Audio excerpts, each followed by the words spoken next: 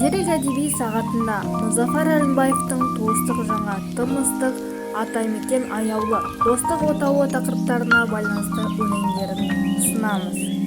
Туыстық жаңа тым ыстық, ана тіліне тағзым, ана, әке, аға, іні, әпке, қарындас, жезде, жиен, бөле. Жел дауылдың інісі, шаңғы жол, рахат қой салқын су, жаңғақ пен есік, күректің жыры, көктем келді, менің тәтем корректор. Сылақшы апай, Арнұр құсты аяйды, ұмытшақ, көк тал, көркі көшенің қайтып келген хат. Бұл не? Кітап, жеміс ағашы. Атамекен аяулы, Ертіс, Павлодар, Баянауыл, Маралды, келген көл, кілем жайған көлі.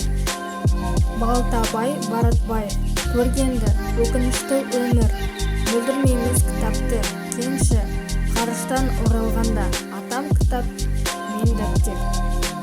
Достық отауы, Қырғыздың қызыл гүлдерінен, Бішкектегі Алматы көшесі, Ыстық көл, Манас батыр, Манас дастан, Жаңғақ тоғай, Тоқтағұл ақын, Нарын өзені, жазушы Шыңғыс Айтматов.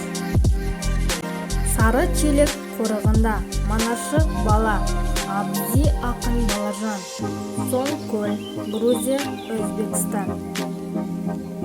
Зерек әдеби танымдық сағаты.